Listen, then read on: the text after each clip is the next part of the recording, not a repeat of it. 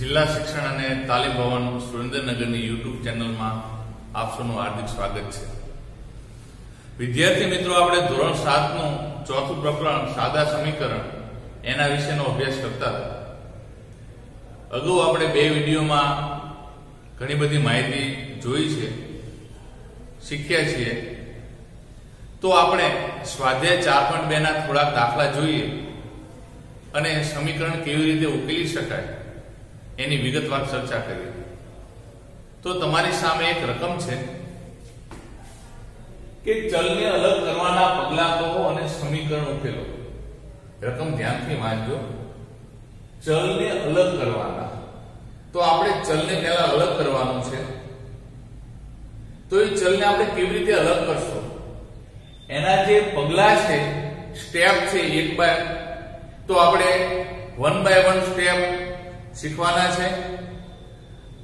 તો જોઈએ પહેલી રકમ 3n - 2 = 46।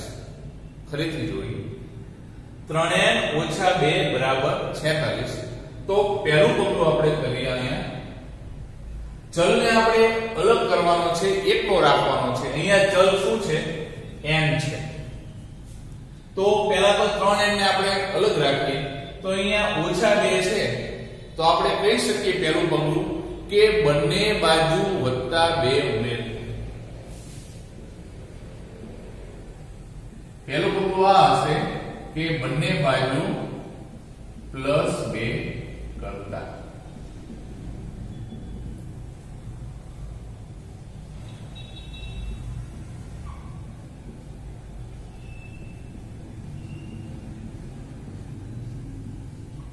સમજાયું વિદ્યાર્થી મિત્રો? શું કામ આપણે +2 કર્યા? કે અહીંયા નિશાની -2 છે, જો અહીંયા આપણે એમાં 2 ઉમેરીએ તો પ્લસ અને માઈનસ 0 થઈ જશે, એટલે કે અહીંયા ફક્ત વધશે 3n અને અહીંયા થશે 46 અને 2 48। આપણું મુખ્ય કામ છે ચલને અલગ કરવાનું। એટલે ચલ સાથે જે સરવાળા કે બાદબાકીમાં જે જોડાયેલી સંખ્યા છે તેને આપણે પહેલા દૂર કરીશું। તો અહીંયા -2 હતા, તો આપણે +2 કર્યા। આગળ જોઈએ 3 અને ચલ n વચ્ચે ગુણાકારનો સંબંધ છે। n અને 3 વચ્ચે ગુણાકારનો સંબંધ છે, તો આપણું બીજું પગલું એવું આવશે બંને બાજુ 3 વડે ભાગતા।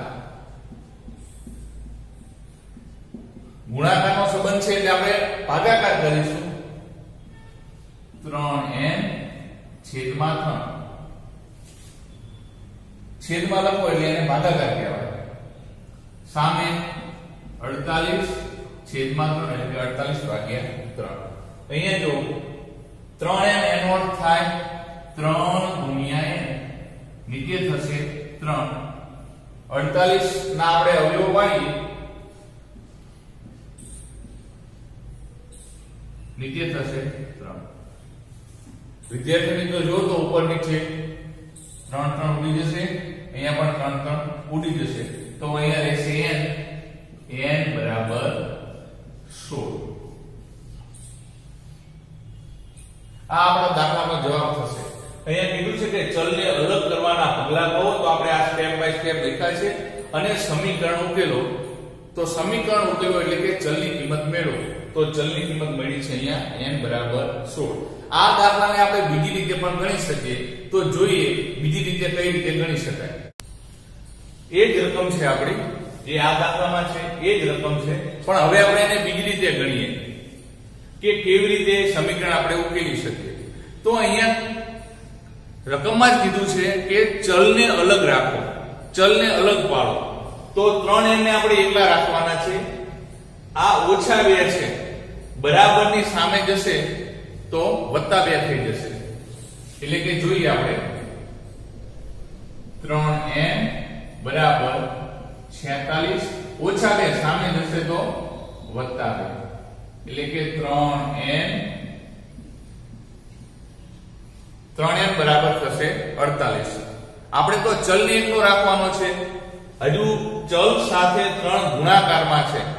બરાબરની સામે જશે તો ભાગાકાર થશે, તો n બરાબર 48 ભાગ્યા 3 માટે n બરાબર ઉપર નીચે 3 આપણે ઉડાડી દઈએ તો થશે 16.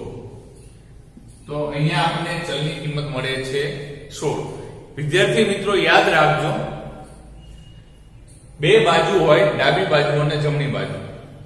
ડાબી બાજુથી જમણી બાજુ અથવા જમણી બાજુથી ડાબી બાજુ જ્યારે સંખ્યા જાય છે ત્યારે જો સંખ્યા પ્લસ હોય તો એની વિરુદ્ધ સાઈડ જાય તો માઈનસ થાય છે. એટલે કે જો અહીંયા સરવાળામાં હોય અને બીજી બાજુ જાય તો આપણે એની બાદબાકી કરવી પડે. જો અહીંયા બાદબાકીનો સંબંધ હોય સામે જશે તો સરવાળાનો સંબંધ થશે.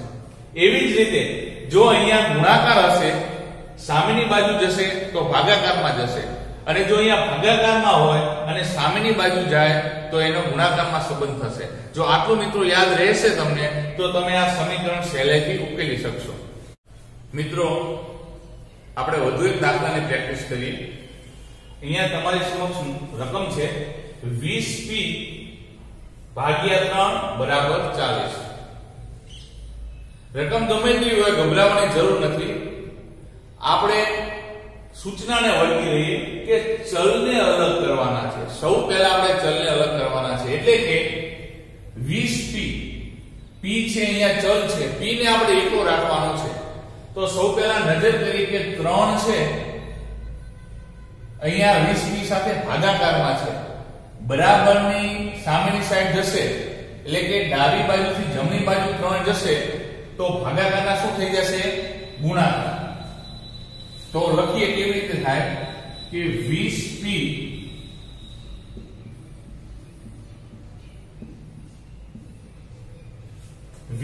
બરાબર 40 ગુણ્યા 3, એટલે કે કહી શકીએ આપણે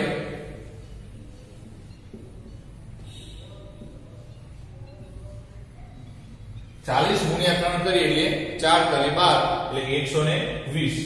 તો 20p બરાબર 120. હજુ આપણા દાખલામાં જવાબ નથી આવ્યો. આપણે ચલને એકલો રાખવાનો છે, તો ચલ p સાથે 20 ગુણાકારના સંબંધમાં છે, એટલે કે આવી રીતે છે 20 ગુણ્યા p છે. અહીંયા આપણે p ને એકલો રાખીએ તો 20 ગુણાકારમાં છે, બરાબરની સામેની સાઈડ જશે તો ભાગાકારમાં જશે.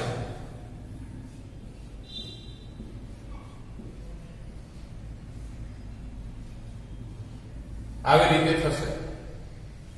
ચાલો હજુ ભાગ પાડીને આપણે ઉડાડવાનો પ્રયત્ન કરીએ ઉપર નીચે.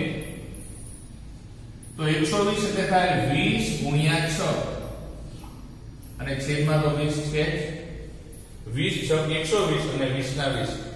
તો ઉપર નીચે 20 આપણે ઉડાડી શકીએ તો પાછળ શું વધે છે? માટે p બરાબર 6. તો અહીંયા આપણને ચલની કિંમત મળે છે 6. ચાલો આપણો દાખલો સાચો છે કે ખોટો એ આપણે તાળો પણ મેળવી શકીએ.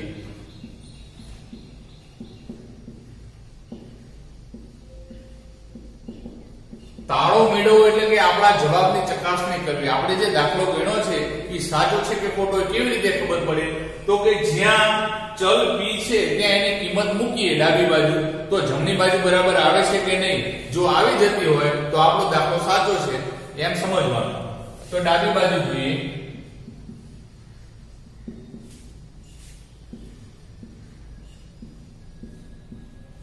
તો ડાબી બાજુ છે 20p છેદમાં 3.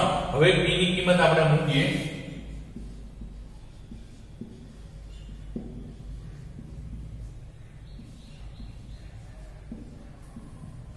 અહીંયા જ્યાં p દેખાય છે ત્યાં આપણે 6 મૂકીએ, કારણ કે p ની કિંમત 6 આપણે શોધી છે.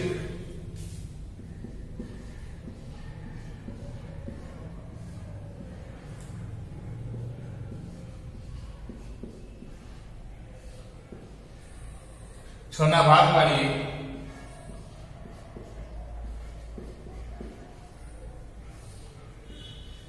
જો તો મિત્રો ઉપર નીચે શું શું ઉડે છે? 3.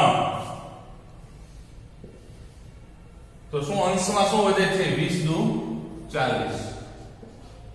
તો ડાબી બાજુ બરાબર 40 આવ્યું. હવે જમણી બાજુ એક નજર કરો તો જમણી બાજુ બરાબર 40 છે, એટલે કે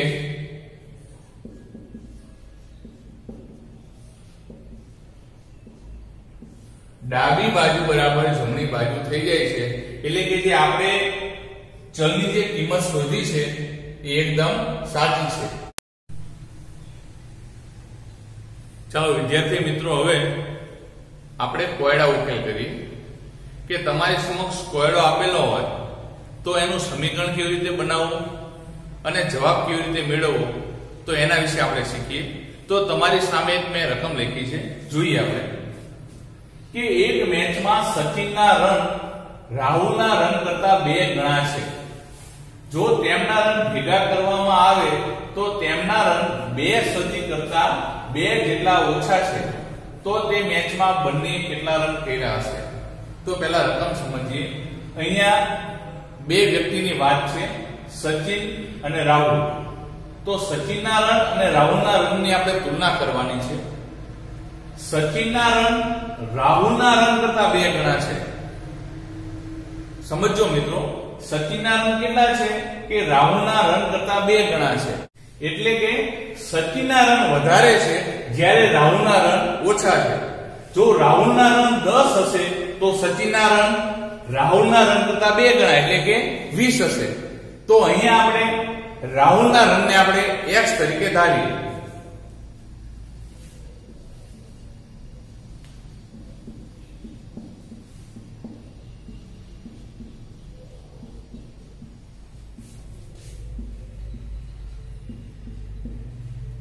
આપણે ધારીએ કે રાહુલના રન x છે, એટલે કે રાહુલે x રન કર્યા છે. તો સચિનના રન કેટલા હશે? તો સચિનના રન રાહુલના રન કરતા 2 ગણા છે. જો મિત્રો અહીંયા ગણા શબ્દ આવ્યો, ગણા એટલે ગુણાકાર, તો આપણે કહી શકીએ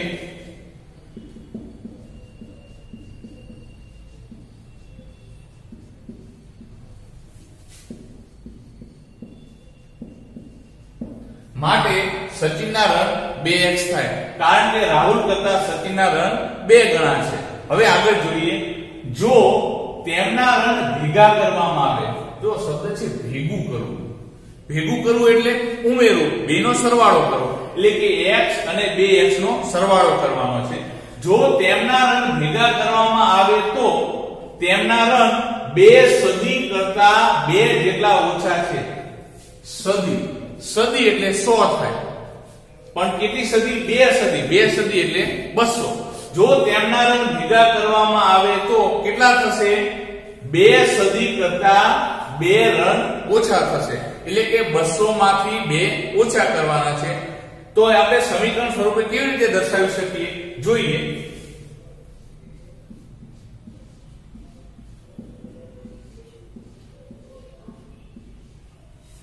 બંનેના રન ભેગા કરવામાં આવે, એટલે કે રાહુલના અને સચિનના રન ભેગા કરવામાં આવે તો તે રન 2 સદી કરતા 2 જેટલા ઓછા થાય છે. તો આપણી સામે આ સમીકરણ બની ગયું છે. તો હવે આપણે અહીંયા સમીકરણ ઉકેલવાનું છે, એટલે કે અહીંયા ચલની કિંમત આપણે શોધવાની છે.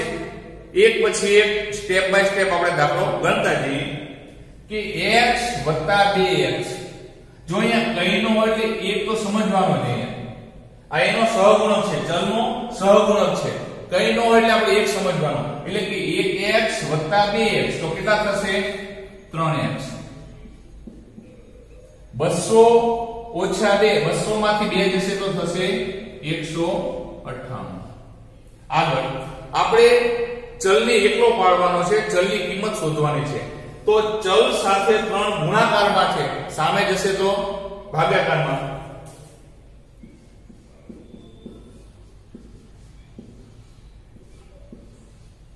198 ભાગ્યા 3.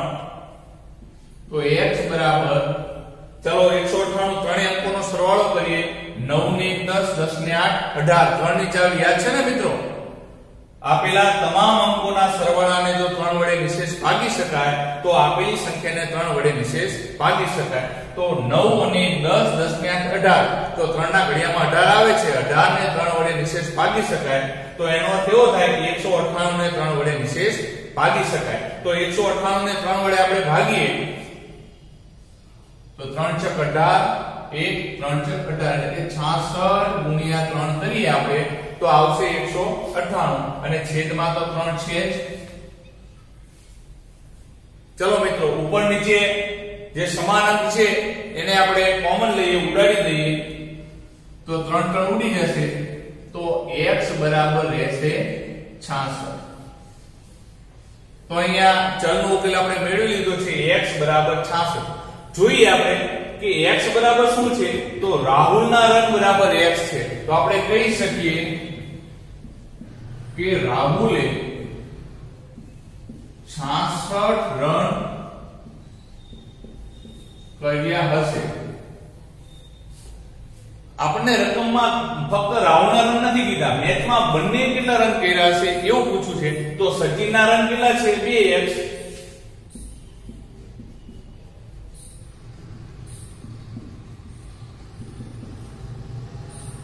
તો અહીંયા આપણે x ની કિંમત મૂકીએ તો 2 ગુણ્યા 66, 66 નો 2 સાથે ગુણાકાર કરીએ 132. તો કહી શકીએ કે મેચમાં સચિને 132 રન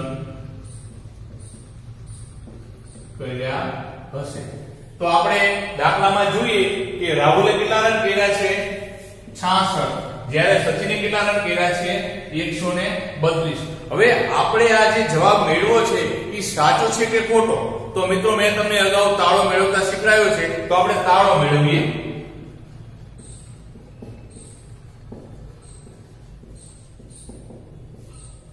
તો રકમમાં કીધું છે કે બંનેના રન જો ભેગા કરવામાં આવે તો 2 સદી કરતા 2 જેટલા ઓછા થાય. એટલે કે બંનેના રન ભેગા કરીએ તો 198 રન થવા જોઈએ. જોઈએ આપણે તો સચિનના રન છે 132, જ્યારે રાહુલના રન છે 66. બંનેનો આપણે સરવાળો કરીએ 6 ને 2 8, 6 ને 3 9, 1 ના 1. તો જો મિત્રો 198 આવી જાય છે એટલે આપણે કહી શકીએ કે ડાબા બરાબર જબા.